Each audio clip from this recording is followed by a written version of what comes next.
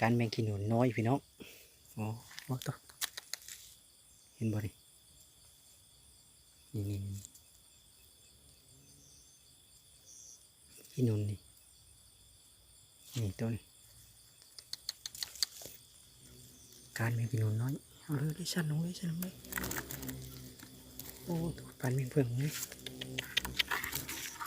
การแมงกินหนู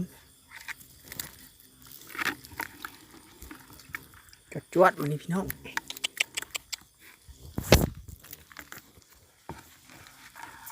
ตรงนี้โอ้มีแต่ตัวน้อยๆนี่มามี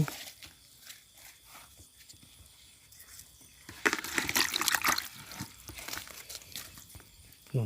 น้อยพี่น้องหนูน้อยแมงกินนูน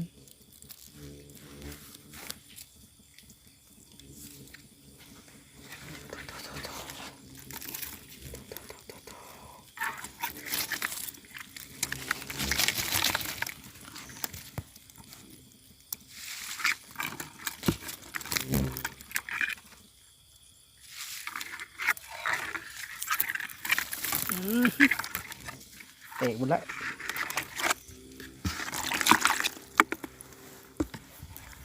แตกแล้วมีเนื้อแล้วปันยังเพิ่งแล้ว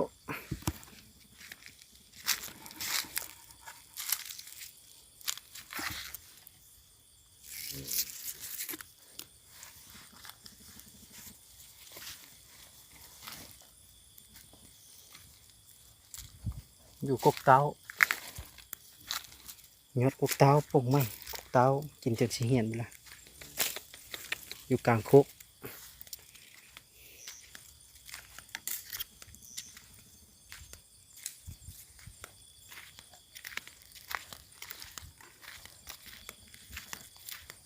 ไปกกไหมพี่น้อง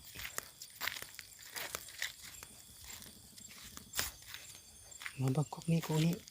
กใหญ่จะเป็นจังไดโอ้มีอยู่เดี๋ยวเห็นมั้ยฉันนี่คอยฉันลงคุเลย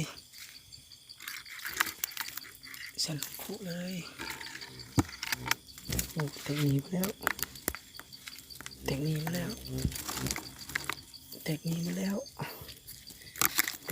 ้วพี่น้องเอ้ยหนุนใหญ่ก็มีนี่หนุนใหญ่นี่กินหนุนใหญ่เนาะแมงกินหนุนใหญ่ไปกินหนุนน้อยกินหนุนใหญ่เอาเบิด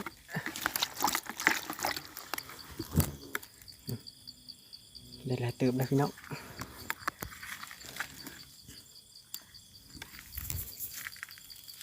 โอเคคลิปวันนี้ถ่ายคลิปไม่กินนู้น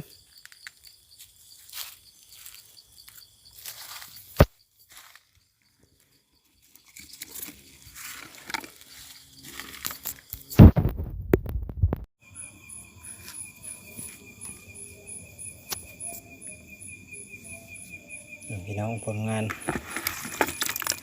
เราก็ได้กลับมาเด็กการไม่กินนู้นเนาะได้หลายเติบทั้งหนูน้อยหนูใหญ่จวดมานี่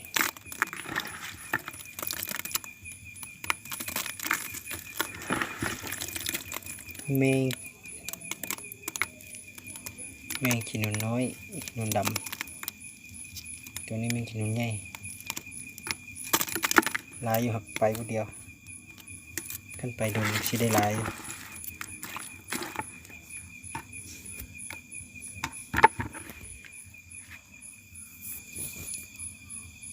ไปต่อเนาะพี่น้อง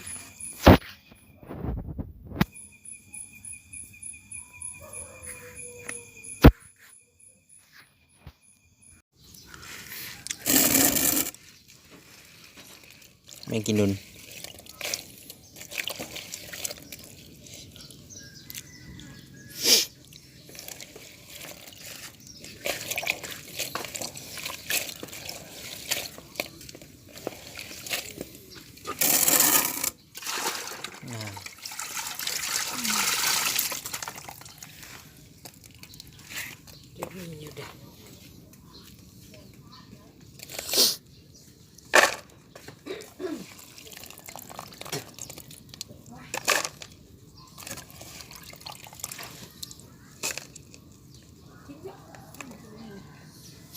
ยังกินอยู่พี่น้องการเมื่อคืนนี้ตัวใหญ่จักรจันทร์ก็มี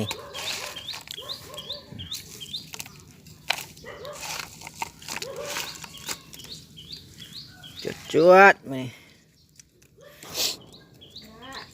เจือเขาคุ้มกับก่อยที่ล้มมันน่ะ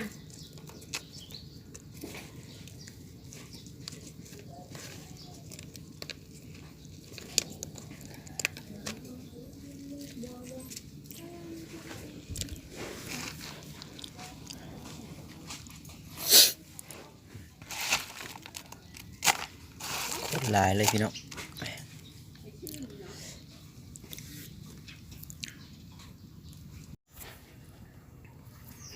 ขวแม่กินนูนพี่น้องตอนเช้า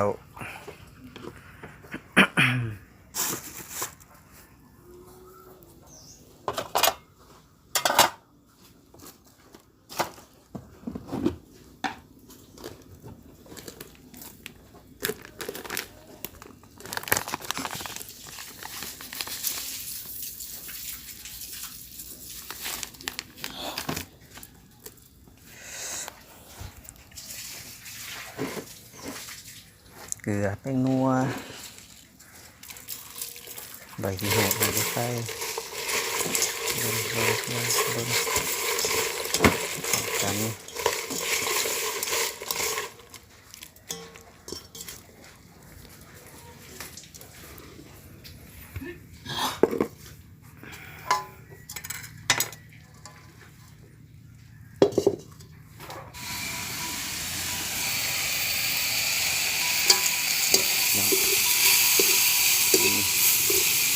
ส่วนผสมมีใบที่หัวใบที่ไฟ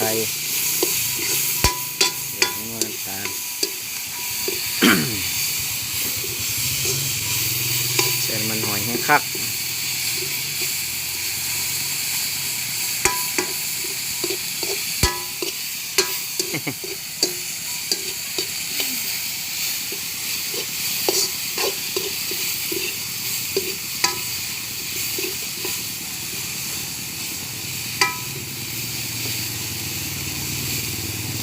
สิกรอบ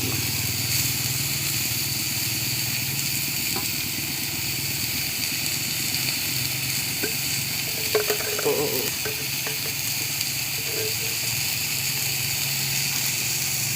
เติมน้ำมันอีกนิด